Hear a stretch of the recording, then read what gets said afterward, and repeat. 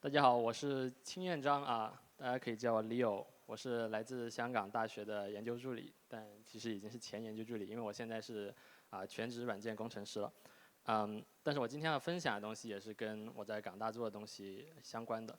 但是由于其实我对编程中文的词汇量不是很多，所以大家可能会大部分都会听到我用英文来介绍我的 project。Okay. So I'm Leo, and today I'm going to talk about 3D Gaussian Splatting. 中文是3D 高斯建设，是一个比较新的 technology. 然后 today I will talk about how Rust has provided perfect tools for me to build a viewer and editor for 3D GS models. 在此之前，我想先跟大家go through 一下我的演讲。So 如果大家不太熟悉 3D Gaussian Splatting 或3D 建设的话呢，it is a modern 3D reconstruction method, and it is used to turn 2D photos to 3D models. And it is heavily used in a research project at HKU, that is called Digital Twins project that I'm part of. And my university collaborated with some industrial partners to work on that.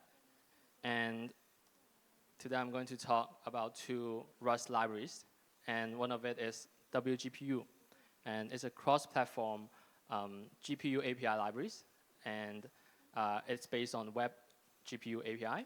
Some of you may have already heard it this morning on another talk, and we used it heavily for general-purpose GPU programming, or in another word, it's scientific computing. And the other libraries that I'm going to share with you that used heavily in the project is eGUI. It is a fast immediate mode UI library, kind of like I'mGUI often used in C++ projects. And I'm going to share about how I dealt with some of the asynchronous code from WGPU on the synchronous event loop of eGUI, and how I balance between performance and UX, user experience. Okay, if you have not heard of digital twins or are not familiar with how people used to turn real-world places into 3D models, one of it is 360-degree panorama. Think of Google Street View. Google Street View allows the users to jump between points and look around within the virtual world. And it is pretty easy for Google to scan them as well. Google just need to have a Google Street View car drive around, and then with a 360-degree camera, they take pictures once at a time. And then these 360-degree cameras photo are going to turn into 360-degree view inside the Google Street View. But it has some problem, right? It is just 2D images, and you can't move around freely inside the captured image. So there's another one very commonly used for turning real-world objects or places into 3D models. It's called photogrammetry, and it is used in one of my favorite games, 黑神话悟空. They use a lot of photogrammetry to scan statues and buildings and then turn them into in-game objects. And it's very realistic, which is great, but the performance is, the cost of the scanning process is quite heavy. They have to have good equipment, and then they have to take a lot of time to manually adjust the polygons positions and holes in between the triangles in the polygon.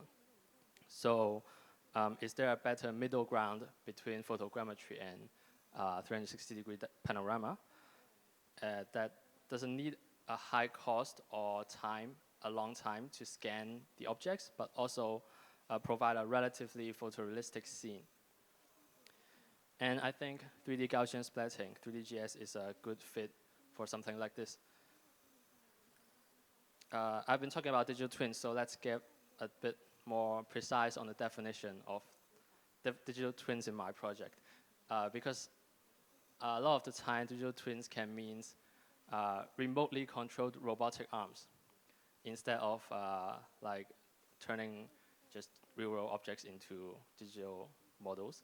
But in the project that I'm working on, the digital twin we talked about is we are trying to turn real-world scenes and buildings, which are physical space, into 3D models. And there are also considerations that I have already mentioned. We don't want the scanning process to be too long.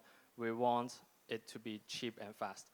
You can do it anywhere using minimal equipment.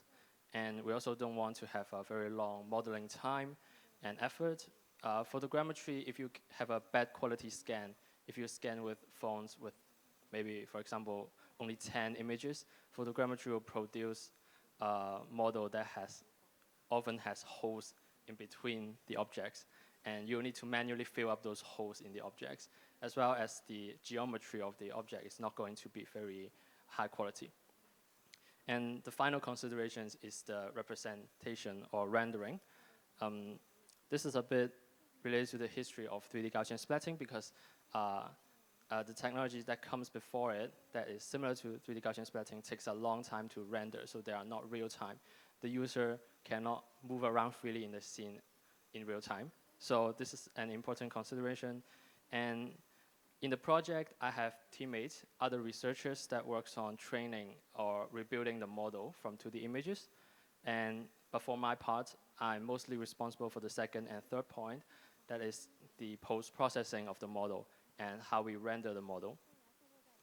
And I think before digging into the technical details, I can show you some of the results first and how 3D Gaussian splatting models looks like. This is a scene of HKU, and the time it took me to record the video for rebuilding these scenes is only about 20 minutes long. So you only need about 20 minutes video to reconstruct a scene like this. And I recorded it on just my cell phone.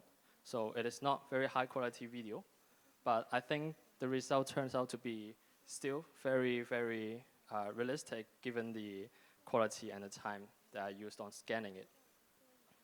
And underneath, the scene is actually made of some semi-transparent blobs or circles, you can think of that. And then these semi-transparent, there are like about a million of them, or more than a million of them, to reconstruct the scene like this. And to give you a bit more context, this is the process of the training of 3D GS models. First, we take videos or photos in sequence. Video is usually better because it consists of more images, and we just need to extract the photo from the frames. And after that, we'll use some existing techniques like SLAM, often used for robotics and computer visions, or structure from motion, SFM algorithms, to build a point cloud in the middle, as you can see here. But as you can see, points are not surfaces. They don't have volumes. They're only a single dot in the space. So this is where 3D Gaussian splatting comes in.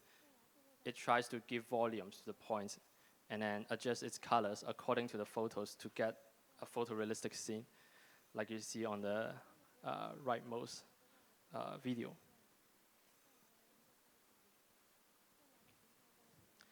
Okay, so now here's what my task in the project is.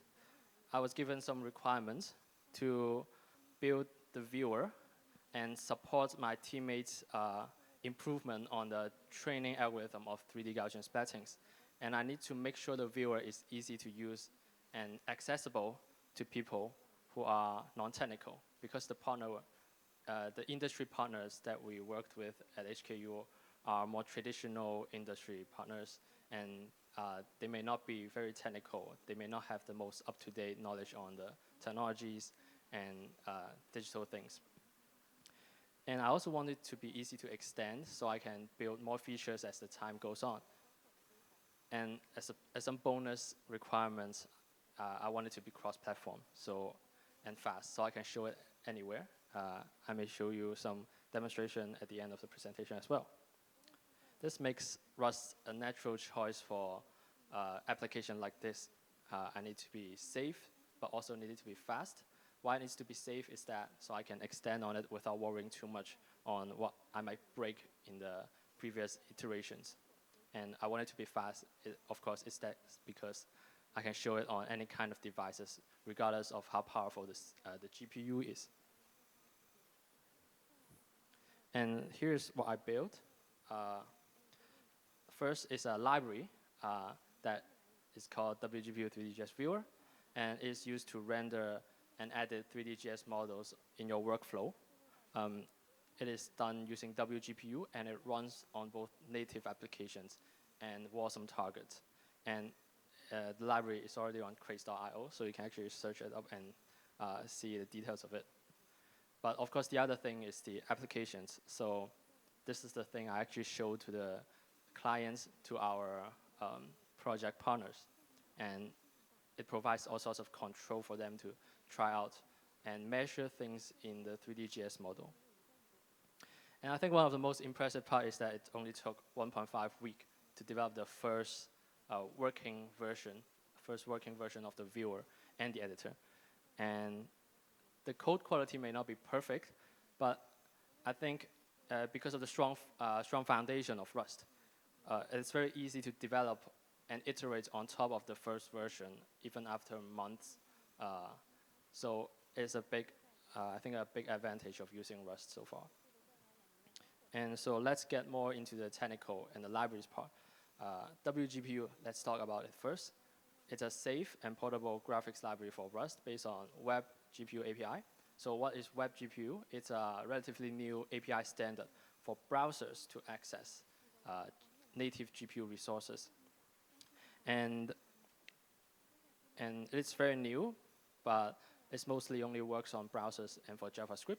But WGPU made an effort to implement it for WebGPU, but also make it work on native through backends like Vulkan or Metal on macOS.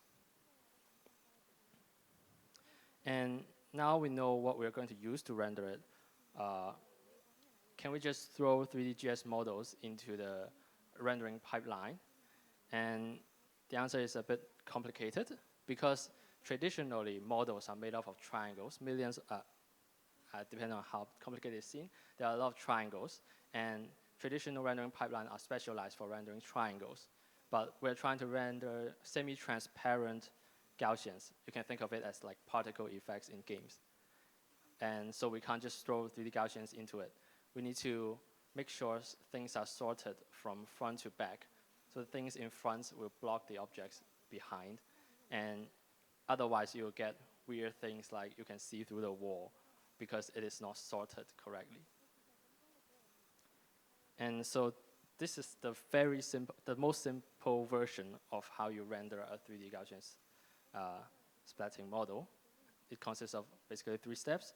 First, you want to do first term culling is ignoring all those Gaussians outside of your view, so you don't need to process them because you can't see them anyway.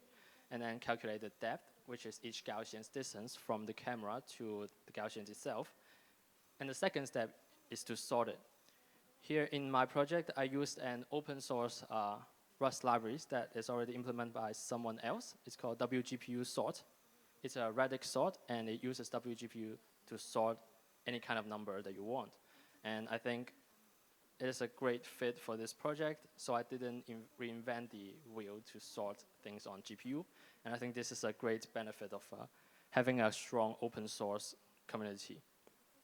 And of course, the final one is to render it on the screen. It basically uses the traditional rendering methods, but with some color blending. And as I've said, so far we've only been talking about rendering. But the other most important part is the editing. And editing uses compute shaders that is used for scientific computing or general purpose programming. And with WGPU, you only need to write the compute shader once, and the shader can run on all sort of platform. This is because WGPUs translates all the shader codes of WGSL, which is the shading language of WebGPU, to different backend shading languages for example, Vulkan and other sort of language. And I think thanks to this amazing feature of WGPU, the compute shaders are able to run anywhere. And I don't need to re-implement them in other languages to make it work.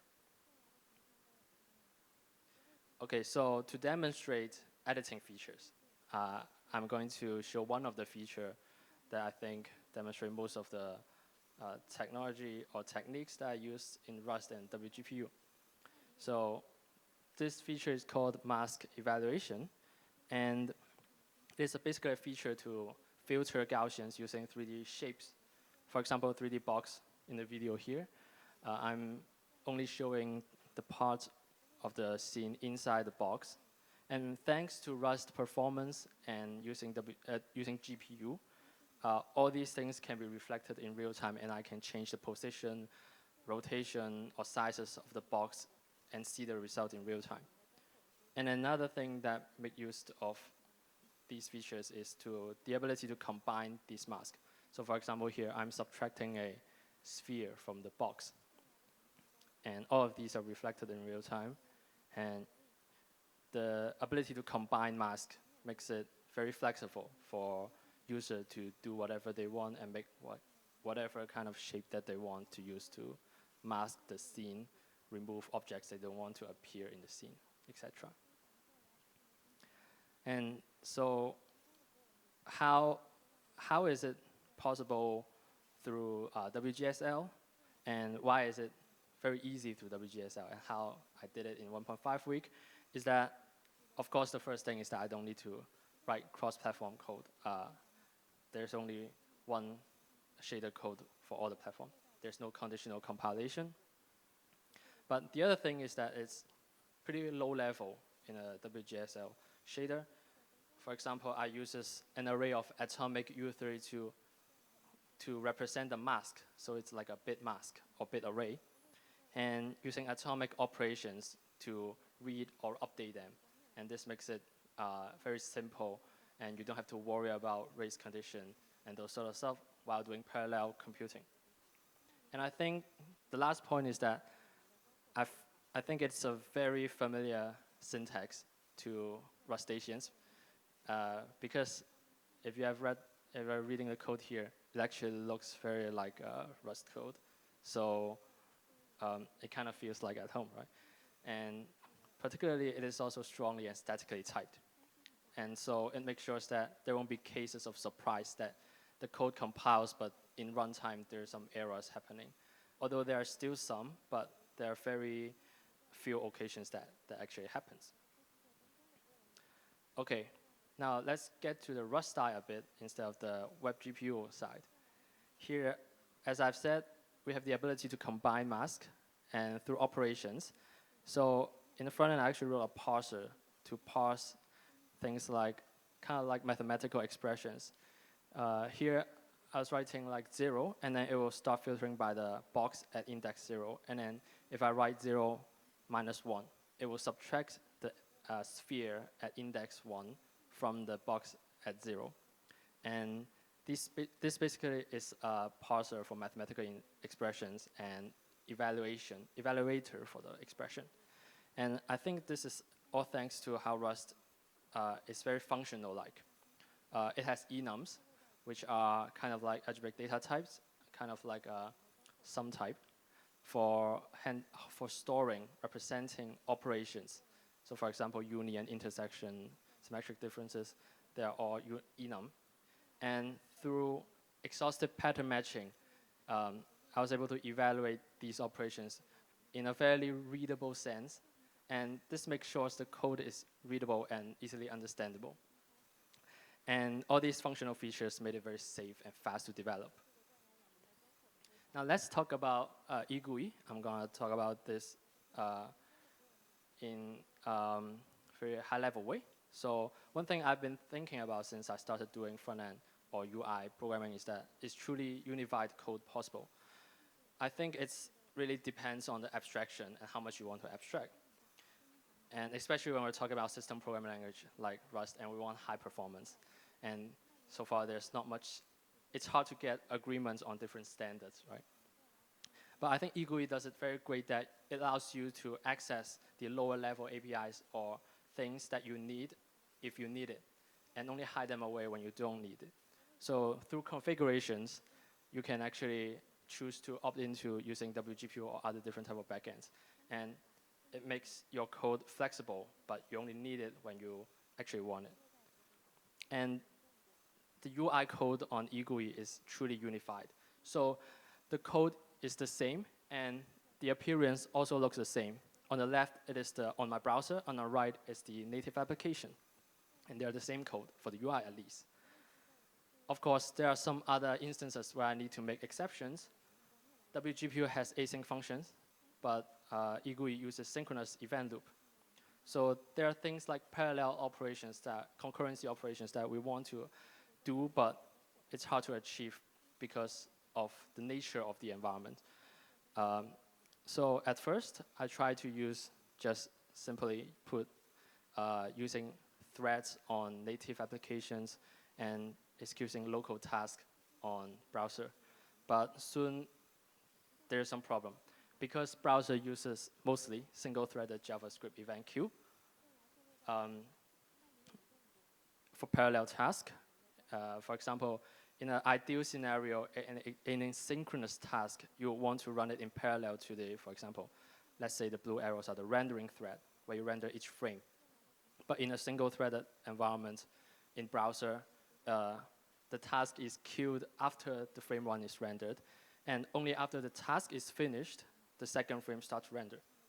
And this makes it very noticeable when the task is very long. For me, I'm loading a couple millions of Gaussians, and this is the problem I was facing. The loading of the millions of Gaussians makes it basically froze the screen for the user and make the application unresponsive. So my solution here is pretty simple. I don't want to have a lot of code changes. I could have used web workers, which are actually in another thread, I believe, but I want to make minimal code changes. So here's my solution. I broke down the task. Here it is 1,000 chunks. And in reality, it's a bit more complicated. There are some more adjustments based on the user's computer's performance. So it's not actually 1,000, but here's for simple demonstration. Then after loading each chunk, we hand it back to the render frame by basically awaiting. And only in Wasm, because of course in native applications, we can run threads. And then through WGPU, we can create a buffer first and then fill in later. And this has minimal impacts on the code structure of Wasm targets. And here is a result of loading about 4.9 million Gaussians on the website. And as you can see, while it's loading, the user can still move around and even make changes to the scene. For example, I'm flipping it upside down here so we can look at the scene upright. And so this is basically a minimal viable product, MVP. But I think there's a lot of takeaways that I've gotten through this project and my work. And it's that Rust ecosystem is growing fast and maturing. There are things like WGPU, and of course this morning there's other speakers talks about slang, which is a brand new thing that I'm also very excited about for these also GPU operations. And there are a lot of growing fast cross-platform UI. And there are great Wasm tooling by the Rust compiler itself, as well as improving asynchronous support. And there are also a lot of other community libraries that I haven't talked about. There are things like rerun for other type of 3D computation tasks, et cetera, et cetera. And plus the good language design and passionate community, I think this is going to be a great choice. Rust for high performance and cross-platform development, be it research or application. And while this is the end of my talk, I can show you a bit on the actual running of the application and let you take a look at how fast it actually runs. For example, I'm going to load up the same scene that I showed just now. And my computer is not very good. My computer is a laptop that is 6 years old almost. Its GPU is RTX 2060, but as you can see, it loads very fast. And I was able to load a huge scene like this within a couple of seconds. But of course, this is running on native application, but on the browser, there's an alternative version. And the performance difference is not very big. It's actually very reasonable. And also, to give you some idea, as I've said, there's masking operations. And for example, I can create a mask here, which a cube shows up here. And in the operations expressions, if I type out 0, it will filter everything by this. And I can adjust the size, and everything is reflected in real time. And I can do other sort of complex operations. For example, adding another shape. This time we choose ellipsoid, or just a sphere, it's fine. And then we can do like -1, which is basically the same operations. Let me make it bigger. And we can move it and see all the different results. Well, of course, I think Gaussian splatting still have a long way to go. There are a lot of companies working on 3D Gaussian splatting, and I see a lot of other community members using Rust to develop things for 3D Gaussian splatting. There are training pipelines. There are also other editors and viewers. So I'm very excited to see how 3D Gaussian splatting and other sort of computer vision, computer graphics work is going to continue in the future. And this is the end of my talk. Thank you, everyone.